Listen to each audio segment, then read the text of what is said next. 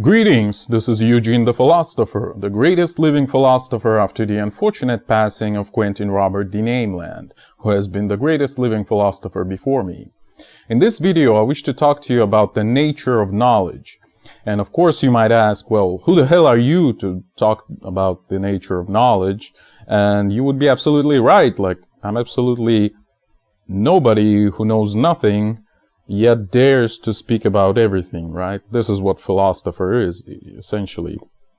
So let's talk about the nature of knowledge then. Well, first of all, I wish to kind of give you a really condensed version of the evolution of thought in terms of cognition, you know, in terms of knowing what the world is about, right? Of course, it would be kind of biased because it's kind of infected with the spirit of modernity. Yet we're still more or less living in that spirit, so why the hell not, all right? So we might say, I think, that sometime in, let's say, pre-ancient history or even parts of ancient history, humanity perceived the world as sort of like a bunch of animated subjects, you know, a bunch of, you know, spirits, demons or angels or whatever, you know, that kind of stuff. So everything was animated, which pretty much still conserves in some of the ancient traditions, such as Shintoism in Japan, things like that. So the world was a bunch of, you know, animated spirits, right?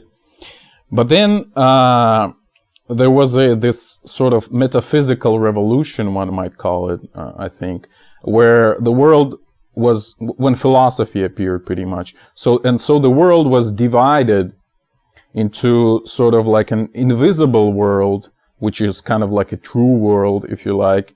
It's, you know, the world of gods, the world of ideas, you know, Platonic ideas, or even in Kantian terms, you know, in more or less modern philosophy, it still persists in the form of, you know, this Ding an sich, the stuff on its own, like the stuff in this eternal world of metaphysical ontology, you know. So it's a really long tradition. That's what I'm saying. And there was this invisible part again, and there was a visible part, which was the part of phenomena that we can perceive, you know, with our organs of perception. All right. So this is this metaphysical stage, what positivists call. But then came this positivistic revolution in the middle of the 19th century, where Auguste Comte and people like him said that, well, okay, we have this invisible world and we have the visible world, but invisible world doesn't really affect us in any way, you know. It's really a world of ideas. It's only a product of our thought, essentially. So let's get rid of it. And essentially they said that the only thing that matters is the visible world, right? So that was the main idea of positivists.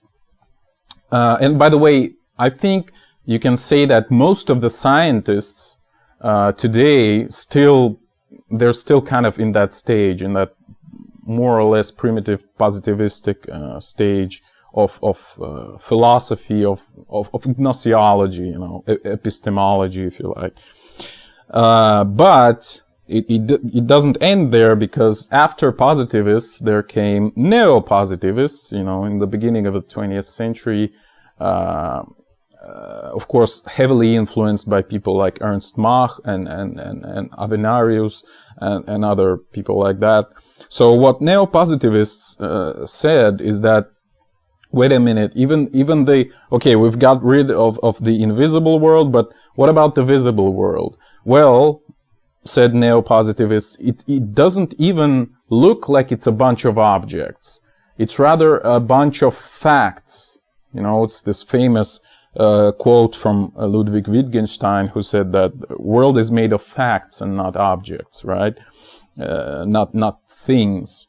But again, it doesn't end there, because then came postmodernists and said, well, okay, there are no even facts. The facts don't exist also, but only interpretations exist.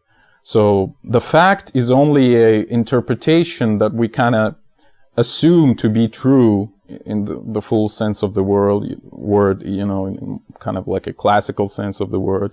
But that way or another, this is basically the same idea that Nietzsche was promoting, like, I don't know, 70 years before postmodernists, that again, there are no facts, there are only interpretations.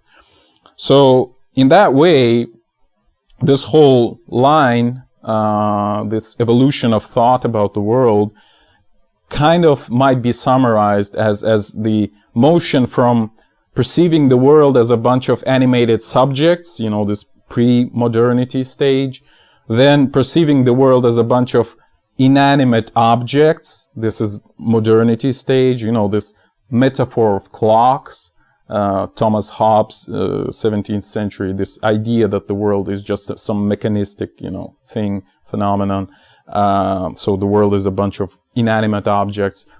And from that, we go to neopositivists who are more or less like a transition stage, who say that, no, the world is a bunch of facts and not inanimate objects, to postmodernists who say that, well, there are no, even the facts don't exist, right? What exists is interpretations. So you might say that in certain sense, the quantum of being, you know, the most basic unit of being, was animate subject in pre-modern stage, then inanimate object in modernity stage, and interpretation or evaluation in postmodernist stage, right? And of course, this whole idea of interpreting, of evaluating, it's tied to life, you know, because any alive being should, almost like by definition, imply an interpreting of the world, like orienting in the world, you know, evaluating stuff like, okay, this I can eat, this I should avoid, etc., etc. So, and from that connection between interpretation and life itself, arose constructivism. Even though constructivism actually has its roots in sometime in 18th century, you know, people like Giambattista Vico in Italy and maybe some others. But of course, later it was people like Jean Piaget and Ernst von Glasersfeld, you know, the radical constructivist, etc., etc. So, yeah, so they've kind of emphasized this connection to life itself, how we build the world as we build our experience of the world, like as we try to orient in the world, we kind of construct these objects and relations between them, and it's all obviously kind of is heavily dependent on the properties of life itself. But anyway, so I think, yeah, that constructivism is kind of cool. It's a really interesting approach to the world, especially the radical constructivism. Like the manifesto of radical constructivists is just brilliant, by Ernst von Glasersfeld.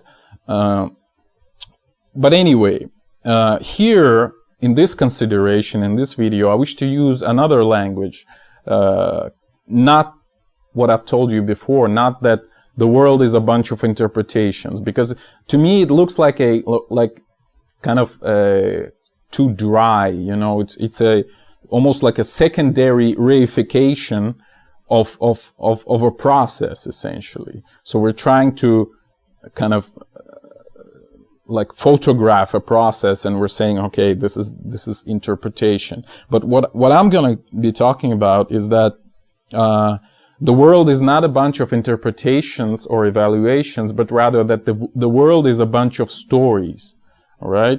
The stories that we tell each other and we tell ourselves in order to describe the world, essentially. And I think that in this case, we might say that interpretation, it's only like a hollow shell for the story, right? Story kind of contains interpretation in itself already implicitly.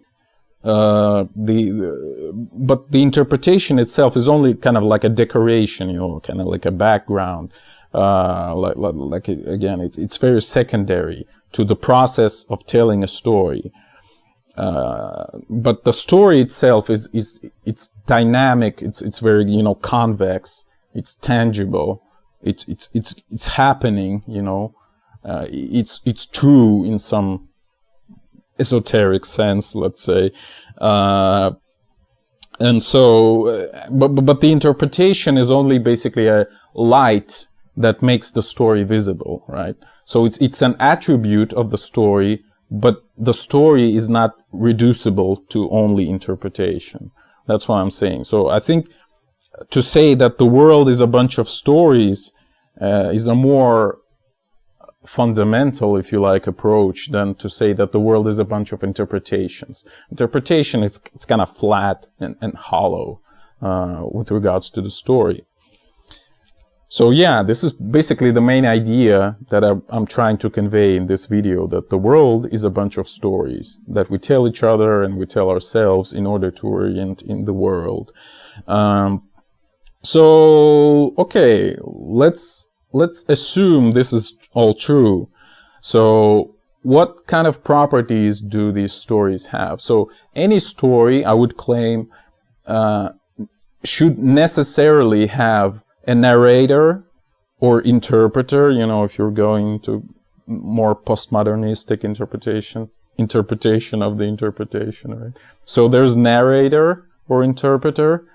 It's the whatever agency that's kind of making the story move, right? It's kind of standing there with this flashlight of interpretation and showing you this story, basically, right? Then there's necessarily should be a listener or whatever. I don't know. Listener is probably the best way to describe that other agency, which observes the story, kind of lighted up by narrator.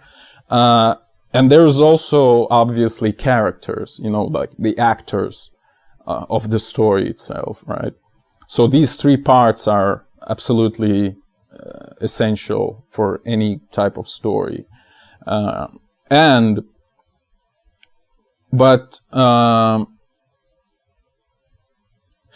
it's interesting that basically you might think, well, it's kind of super far-fetched. Like, what about the regular objects? You know, what about the regular concepts, etc.? Well, I would claim that you can actually reduce any kind of object, any kind of notion, any kind of concept to the story, essentially. When you're defining the object, you're basically, what you're doing is you're telling a story about the object or about its relation to other objects, right? If you open any encyclopedia on some, you know, unknown word, unknown concept, what it would do is it would tell you a story about this concept or object, and it would try to relate it to other concepts and objects which would more likely to be familiar to you, so that you could draw, you know, kind of draw these connections to the areas of culture that you know about, and from these connections you would be able to see that object, right? So it's the sum of those connections is what creates the object itself, again, I think it's pretty clear, it's pretty simple. So yeah, so basically any object is just a kind of like a shadow of storytelling, of this telling a story about it.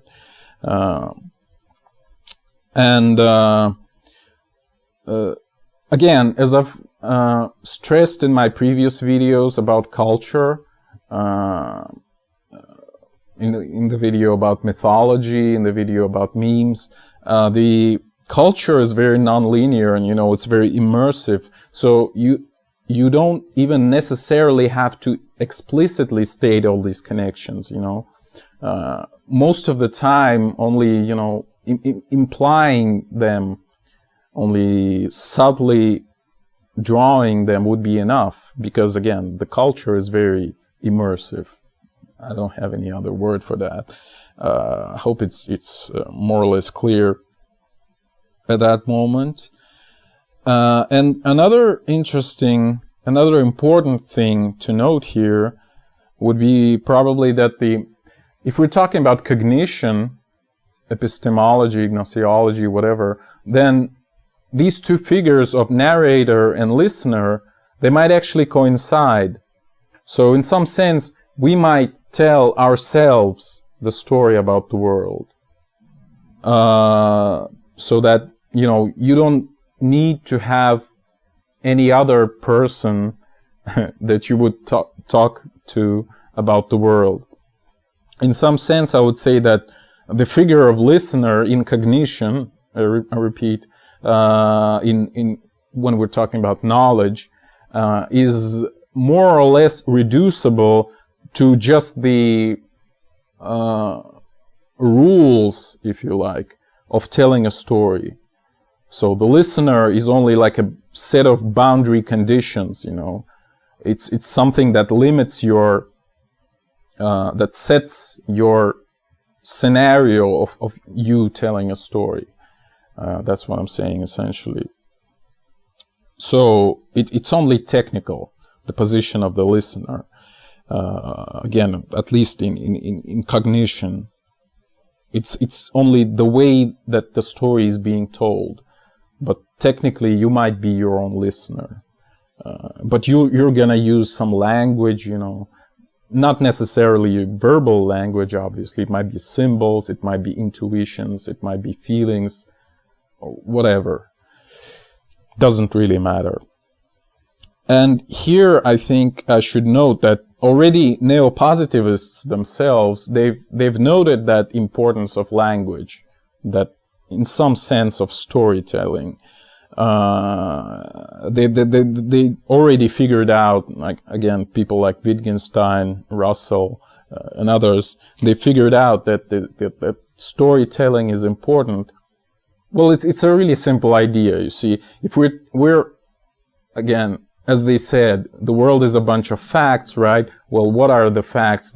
They are statements about the world. And we make statements with the use of language. So if we have statements that feed off of the world and of the language, then maybe, well, not only the world is important, but also the language is important. And hence this so-called linguistic turn in philosophy that occurred sometime in 1920s. You probably heard that term. So the people started paying more attention to language itself, to the stories again, if you like. And various concepts appeared in that research group, if you like. Concepts like protocol sentences, We're not saying that the current in the circuit increased. We're saying that the arrow of ampere meter have, shifted a bit. So this is the example of a protocol sentence. So we don't really know what happens. We don't have that, metaphysical, invisible world of abstract currents. We only observe the motion of the arrow, and that's what we state directly, right? And they were also, they've been kind of obsessed, I guess, with, careful logical derivations. Again, they've worked with the language a lot. Like, for example, you might think of works of Edmund Husserl, who was all into that process of logical explication, like careful work with statements, etc., etc. And it all was essentially caused by this deeply rooted belief in objective reality, right? So what these people sought was this, again, some super fundamental truth that they believed we can uncover through careful,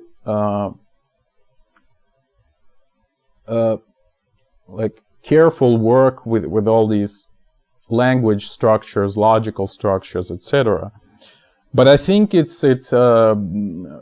was a work in vain, essentially. So they really hoped that this objective truth exists and they can find it through all these procedures. They sought for the so-called atomic facts, again, some, unit of truth, if you like, that they've tried to uncover through removing all the external influences, but they failed essentially. So again, this idea that the world is made of facts, it failed. It has become clear that there is no objective truth. There are no facts. There are only interpretations. And again, already in 1960s, it became very clear, almost for everyone, at least in philosophical world. It's still, it's not even clear for everyone today, even though like more than half a century has passed already, but well, yeah. So, again, kind of returning to that formalism of storytelling, the truth would be different for different interpreters, for different narrators. So one narrator will tell you one story with his sort of angle of flashlighting, but the other narrator from the other perspective would tell you a completely different story from his angle. And that's what everything is, essentially. This is my claim. So these stories might coincide only as much as the interpreters, as the narrators coincide, right? But if the narrators are different, the stories would be different. But probably another important thing to note, you might say, well, narrator, what the hell? Is he or she or whatever it shaping the world by telling the story about it? Like, because since the story exists only, with this light of narration, like, is the world really created by narrator? Well, I wouldn't say so. In some sense, it's actually the narrator or interpreter who is created by the storytelling, because narrators don't have any ontology, any being outside of this act of interpretation, of telling a story. So no, there's no, it's not solipsistic in that sense, they cannot just imagine whatever they want, because they don't even exist in the first place, they only appear in that act, and they're tightly connected to the act of interpretation, of telling a story. That might be too deep, I don't know, maybe, but I hope at least it makes some sense.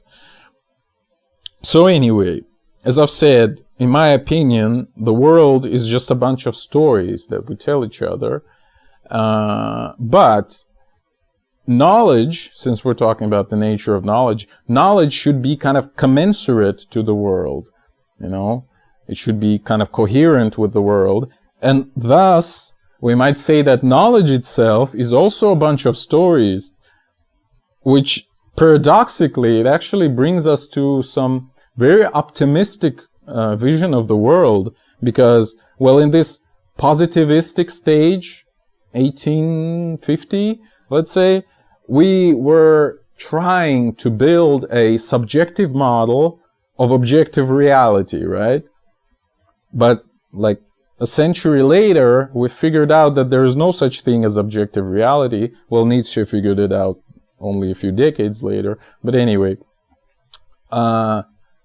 and thus there's no objective world to be concerned with. Our interpretation is basically the only thing that exists, and other people's interpretations, obviously, and not only people. In general, interpretations or stories is all that exists, right? And it's a pretty optimistic approach, I would say, because, well, you might kind of naively say that, well, if there is no truth, if there is no objective reality, then everything is false. But it's actually, again, it's a very naive view, because in reality, if there is no truth, there is no fundamental kind of equalizer, then there is no lies, because you have no truth to compare any statement to, So any statement at least in some, regard, would be true. And it's a pretty interesting approach, I would say. It's a pretty optimistic, I would say, approach. Like, any interpretation, any story has a grain of truth in it, at least. Well, again, kind of talking about truth in this, primitive sense. Okay. Well, let us return to this question of mythology for a moment. In my video about the mythology as cultural basis, I've emphasized this idea that mythology is basically the most simple, the most primitive, the most basic form of storytelling, right? And all these patterns of cognition that I'm talking about, they arise in mythology really clearly. Like, it's absolutely there's no mystery in that, right? It's all plain simple and clear. And later, from that same pattern of thinking, we have more complex cognitive patterns arising, such as religion, art, science, right? Again, see my video about mythology if you're interested in more details. An interesting thing here is that obviously, that ancient Greeks loved to tell stories. They have this super rich mythology. And I would say that, in Russian, actually, like, telling a story, like telling a fairy tale, is a synonym of lies. Telling a lie, essentially. And I think the Greeks were actually really successful in telling lies also. It's what the French philosopher Michel Montaigne called the Punic deception, or Punic cunning, this kind of mood of Greeks that led them to invent stuff constantly, right? And I think this was one of the main reasons why they actually succeeded that much. That they, in things like philosophy and like proto-science, we might say, etc. Because they loved to tell stories. So they were really good at cognition. Their mythology was really rich, and they exercised their storytelling in it. So they were able later from that to describe the world. And they've had a really, really strong this tendency, But all right. So returning to that question of truth, I would say that the truthfulness is only relative, right? If we don't have any objective truth, we can only compare different interpretations, how well they fare against each other. That's what we can do, or different stories, right? And fundamentally, it's a political process. It's you're comparing two competing parties, right? Again, returning to my definition of politics as the the process of decision making under the conditions of the conflict of interests. So if you have two conflicting theories, two conflicting stories, you just directly kind of clash them and compare their strength, their political power, if you like. So we tend to seek the most powerful stories in political sense that would be able to mobilize as much of the cultural baggage as possible, to cover as much of the cultural space as possible, to forge alliances with other stories, right? So as much of the other stories as any given story can mobilize in its support, the more true it is. That's what I'm saying, fundamentally.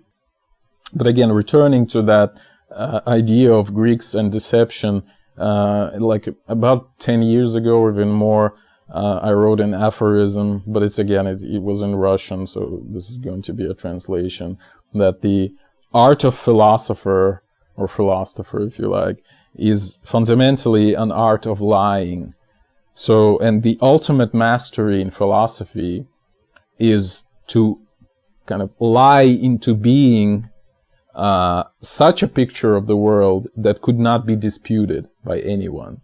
So this is, by the way, this is what unites philosophy and art, for example. In art, you do the same thing. You invoke into being something that would be undisputable, something so beautiful that it would just, hit with a shovel anyone who looks at it, and he wouldn't be able to resist. So this is fundamentally the idea. And what I've already told you about the networks of stories that, again, all this political dynamics, it brings to life the nonlinear character of knowledge, right? Because, again, knowledge is a network, fundamentally. It's a network of connected stories. And some stories contradict each other, some stories support each other, etc. But it's a very complicated network. The whole culture is a network of these stories. Science included as only a part of culture. Religion is included. Art is included. Whatever, everything is included. It's all a super big network, which is almost impossible to trace. But you can only trace some parts of it if you're really careful. This is, by the way, one of the things I'm trying to do, at least in some of these videos. Let's see, for example, my video about repentive thinking, etc. So knowledge is fundamentally political because of all that. I've already talked about that in my videos about Copernicus, about Einstein, and about pseudoscience, and maybe some others. I don't really remember. So these stories that inhabit the network of culture, they seek alliances, etc., etc. And really, the good analogy for that would be political parties that, do the same thing. They seek funding, they seek resources, they seek support from other groups, whatever. This is a really good analogy, again, which was noted by Bruno Latour, and I think it was a great achievement. And the same thing, again, happens in the scientific world. Like the whole institute of referencing, of citation, it's an explicit way of building these networks, right? Like if you just make a statement, somebody might come to you and say, well, you're just wrong, right? But if you make a statement and put two citations after it, this other guy would have to read those two other papers, and he would need to attack not only you with your single statement, but you plus these two other guys, right? So you're building your network, Bruno Latour actually compared scientific paper with a fortress, a fortress with a bunch of different whatever, like moats and barbed wire and whatever. And the more references you have, the harder it is for the enemy to get in to attack you, because he would need to dismantle all of those fortifications, all of those citations, etc. And it's a really good analogy, I believe. And plus, obviously, in science we have other more kind of trivial political aspects, such as funding, awards, like positions at some university or scientific institutions, just regular authority, like if somebody is a well-acknowledged scientist in their field, they would be really hard to push away, etc., etc. But all right, enough of that stuff. I think it would be nice to give you a couple of examples here. Like, you might say, well, you're talking some rubbish, like real science doesn't work that way. Like, maybe you're also in this positivistic stage 160 years ago or something. So let me give you a real examples from real science, and you would see that there's just no other way of perceiving that except for the one that I've proposed. At least I think so. So one of the examples would be the so-called wave-particle duality in quantum mechanics, in particle physics. So we have two competing stories. One story tells us that everything in the world is made of particles. The solid balls that have some innate properties, inherent properties. And again, there's like networks of many different other stories connected to that, right? But there's another competing story that the world is made of waves. So these are like some sort of perturbations of some sort of medium. And it's really clear, at least I hope so, that these two contradict each other. Like, you cannot have a particle which is at the same time a wave.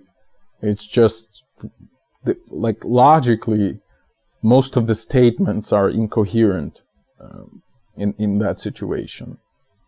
So what can you do about that? Well, you can say, well, science is all about empirical method, so let's make some experiments. Now, here I should make a caveat that experiments themselves, they actually are also stories of their own. But they're harder to explicate logically. But if you're really careful and thorough, you would see that any experiment is also a story. It has its own assumptions in the base of it. It has its own interpretation, if you like, of what you see, what you should see, whatever. And anyway, any experiment is based on some theory, and theory is already a story, right? So I think it should be pretty clear that experiments are also stories. Because if you don't have a theory and you're just observing, you wouldn't understand anything. Like, you don't even know what to focus on, what is important and what is not, what you should see or what you shouldn't. So you wouldn't know if something deserves attention because, for example, if your theory says you shouldn't observe that, but you observe that, it means that it deserves attention, right? Etc., etc. So, yeah, and it really, I think you can probably trace how it connects to the properties of cognition of life itself, like the feeling of surprise. What that means is that we've had some expectations, but what we observe violated those expectations, so we're focusing on it immediately, right? And that's this situation of surprise. And it works in science just in the very same way. But you have to have a preset story in order to feel that. So you have to have theory behind any experiment. So it's absolutely ridiculous to say that experiment is like the king. It's the only thing that matters. No, any experiment without a theory backing it up is pointless, literally.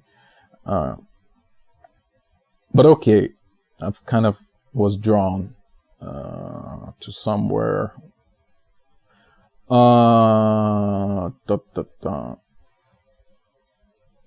Yeah, so we're trying to figure out, is the world a bunch of particles or a bunch of waves? And we're setting some experiments up, blah, blah, blah.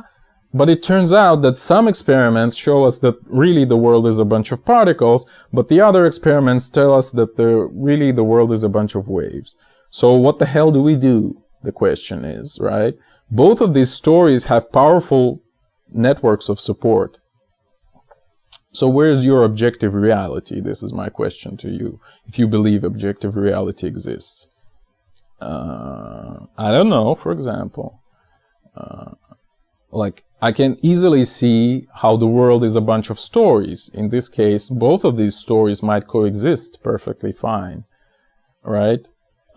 Some story might describe well one situation, the other story would describe well another situation, but it doesn't matter. Since the whole world is a bunch of stories, like, why do we care? But if you believe there's objective reality, I think there's a problem in that situation. By the way, there's an interesting idea I've had recently that the double slit experiment in quantum mechanics, it's actually internally self-contradictory if you think about it. Like, quantum mechanics, like, in the way the story is being told about this experiment is that we have this screen with two slits, right? But one of the most important things, like, to interpret what is going on is that this screen is impenetrable, right? But the thing is that according to quantum mechanics itself, there's no such thing as impenetrable barriers. We have tunneling effect and things like that. So this very experiment is self-contradictory in the first place. But it is ignored because, well, we say, it's very weak, the tunneling effect, we can ignore it. But I hope you can see from that, like, how very finely tuned your story should be in order to even construct an experiment, right?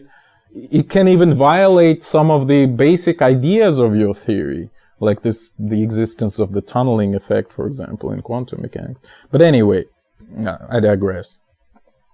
So that way or another, we of course might pretend that we talk about the objective reality, but in any case, everything we're going to be talking about is a story. Again, reinforcing my main point in this video, right? So we should, and we're perfectly fine with that. We're able to have this suspension of disbelief, but in the words of Sam Coleridge, and we can just pretend that we're talking about the objective truth, whereas in reality it's just a story that we tell each other about the world. And I hope it's clear from what I've said that the truth, it's very fleeting. It depends on these ensembles of power, these networks of stories that support each other or contradict each other or directly clash, etc. And I think it's really clear, again, from these scientific revolutions, how one story might have been considered true in one set of cultural circumstances, but it would be considered false in the other set of cultural circumstances. And again, any scientific revolution or artistic revolution or philosophical revolution is fundamentally that type of change, when these ensembles rearrange themselves and you have a new network where this old idea kind of gets pushed to the side and the new idea emerges. Or it might be the old idea that just found new supporters and thus became much stronger than it was before that, etc.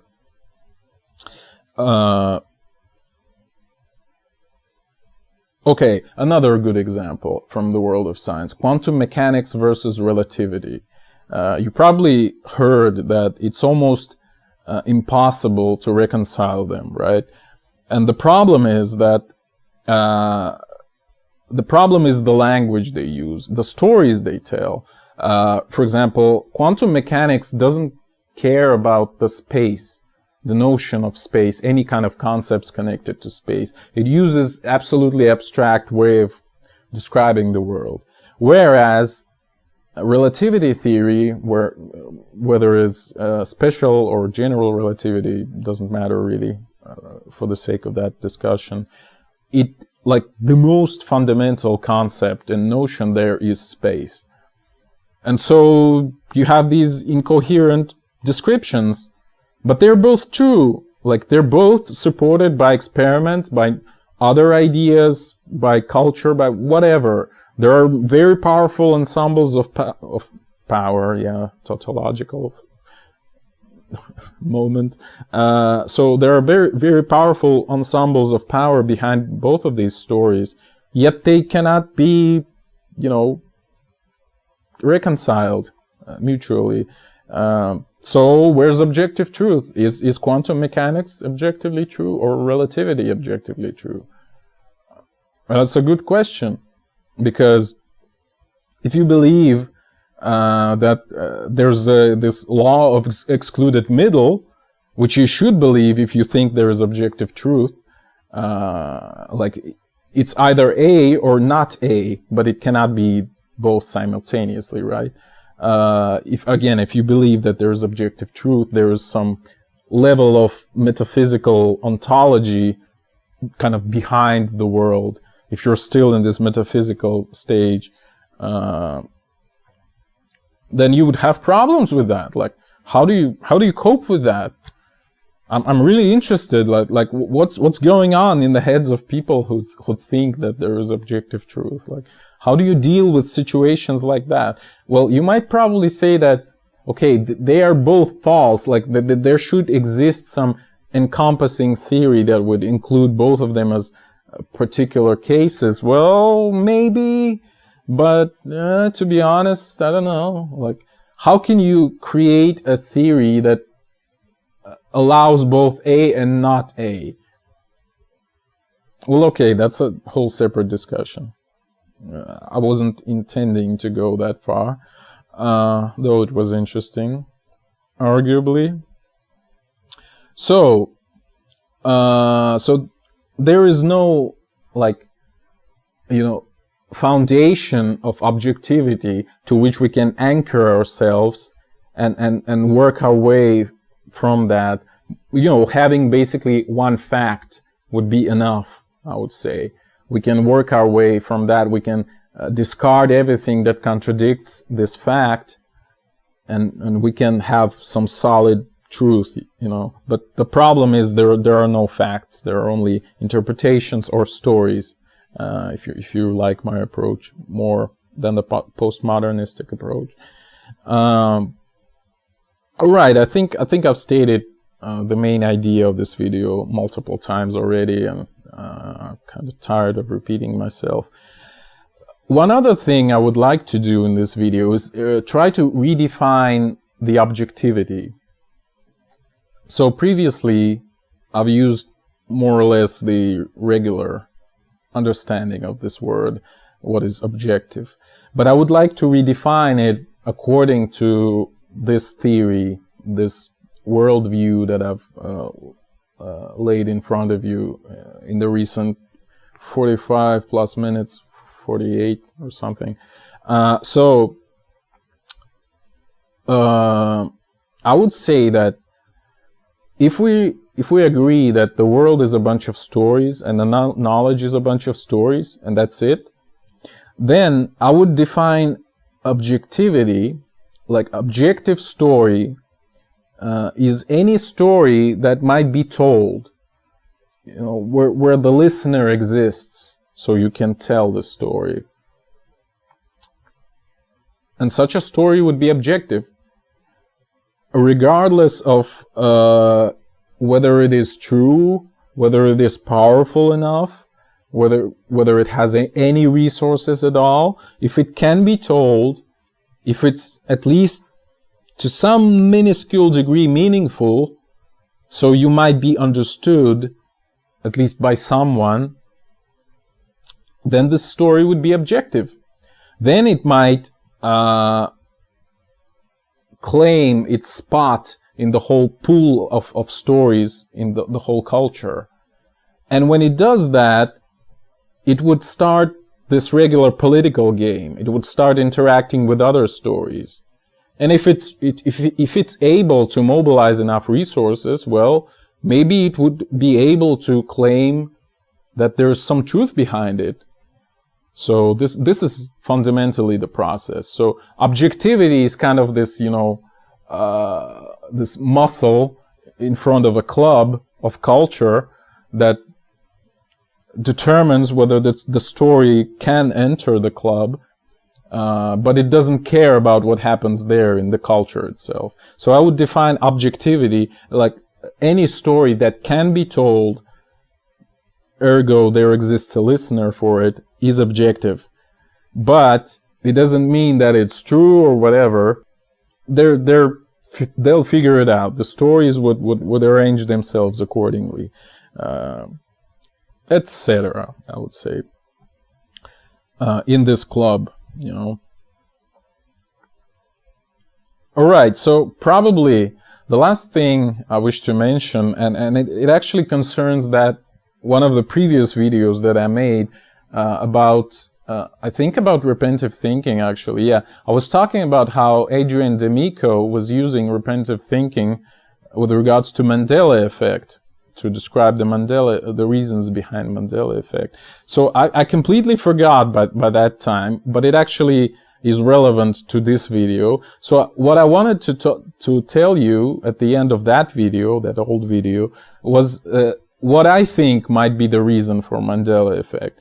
And I think, according to this worldview of the world as a bunch of stories, that maybe there's something like what I call the quantization of ideas was going on. So one idea was that Mandela, one story, if you like, was that Mandela actually was released from prison, received Nobel Prize and whatever, you know, the true story.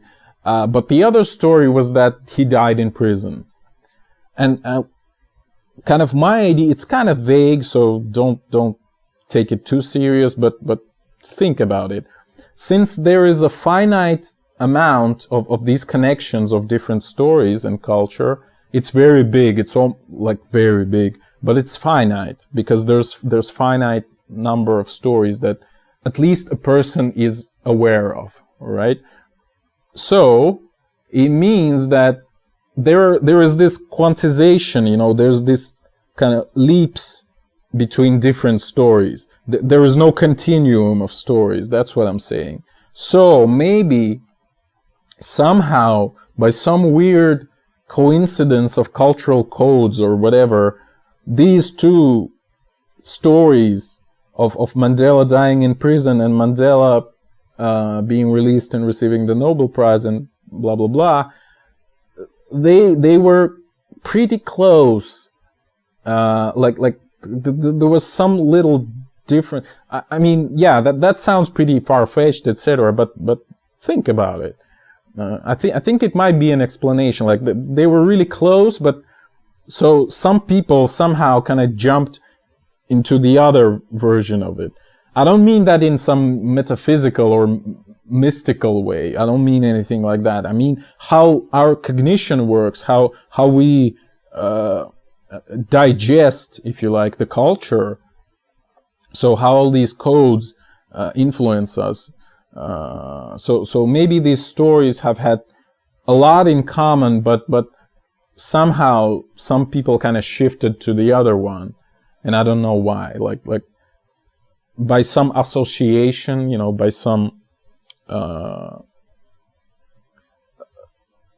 like confusion, they've confused it with something else, etc., etc. But this was my idea, that this quantization of ideas probably led to Mandela effect, and continues to lead to it, because there are many other examples of it, not only Mandela himself.